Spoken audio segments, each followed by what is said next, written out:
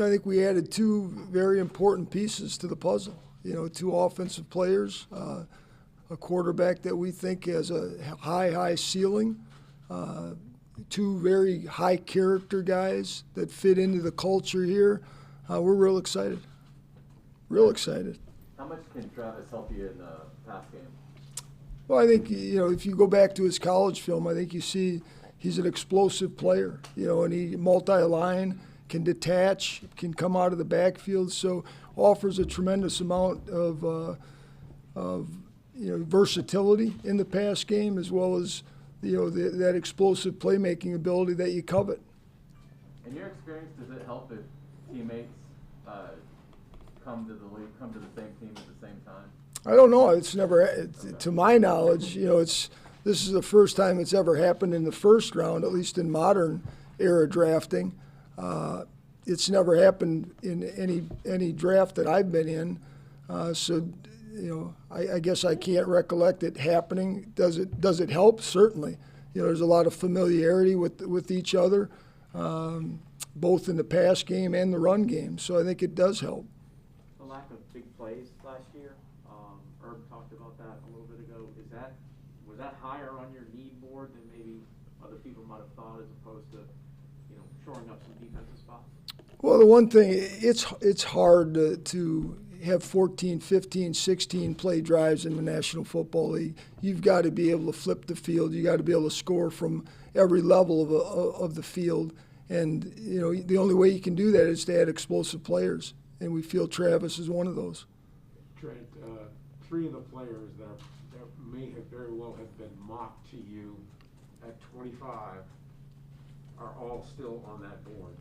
Are you surprised that some of the guys that are on that board are still there, or is it just a testament to how this draft between 20 and 45, the players could be, depending on which team was doing the evaluating, could fluctuate anywhere? Well, I'll be very honest with you. I do not look at mock drafts, so I don't know who you may be referring to, and I do that because it does us no good. Where guys are projected to go by people that haven't done a lot of film research, talk to people, but we just follow the board. We build the board off value, put the best players high on the board, and cascade it down from there, and then let the board speak. And we felt very good about what we got at 1 and what we got at 25. Well, as a follow-up to that, when you're looking at this board for tomorrow, do you like what you're seeing now as to what's available to you? Yeah, we're in a very good situation. Obviously, we've got 3 or 4 guys left that we had valued at that level, and feel like we're going to do what Coach and I always talk about. We're going to let it breathe. Come back tomorrow.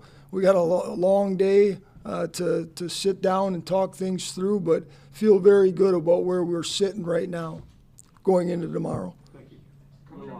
Coming into today, how much did you guys sort of value Travis at pick 25, and was a running back going right before him sort of making you guys worry or nerve-wracking?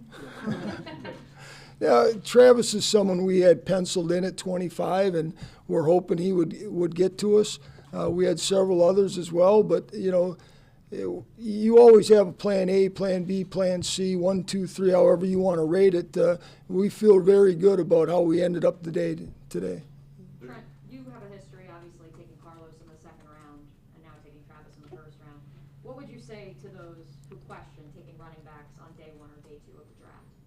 Well, I think, I don't know who questions it, I guess. If there's other GMs that feel the same way, don't take a back, take a back. Our job is to take the best football players available.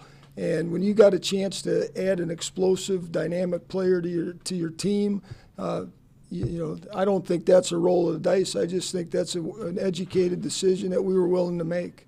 Trent, this is a time where you guys are evaluating a ton of guys over these months, but once you made the decision for Trevor, are you able to talk with him to get him up to speed and learning some things about what you wanted to do at the quarterback spot with any of your time? Are you able to have him start learning your offense with some conversations over the phone and things like that? Yeah, very fortunate when you know which direction you're going and you're sitting at 1.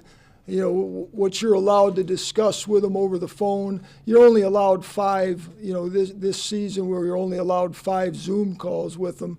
We use those very strategically, and we've done a lot of phone conversations as well. So, we feel very good about where he's at within the learning process already, and now we can expedite it.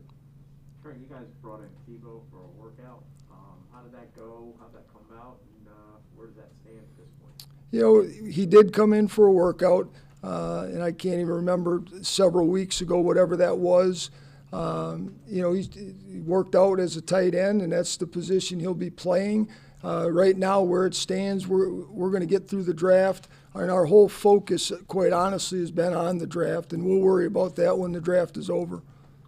Did anybody call at 25 looking to move up? Did you guys field a lot of interest there, or was it pretty quiet? No, we fielded some interest.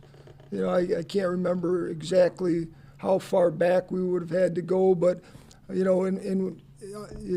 would have possibly considered it, if our player wasn't on the board, but he was, and we felt very strongly about him. We made the pick, and now we get ready for tomorrow. Alex, let's take one more. Go ahead.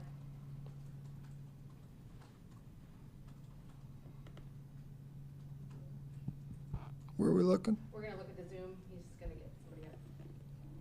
Hey, Jordan, go ahead.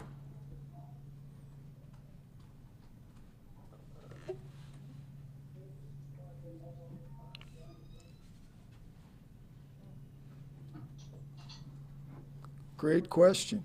Allow me to unmute there.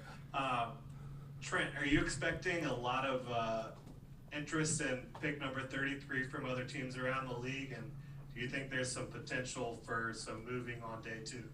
I think, you can always expect some calls for 33 because, every organization now gets to sit back for a night and look at their board and look at the value that they place on different players. And, there's always a player left from day 1 that you want to go get on day 2. So I would expect some calls.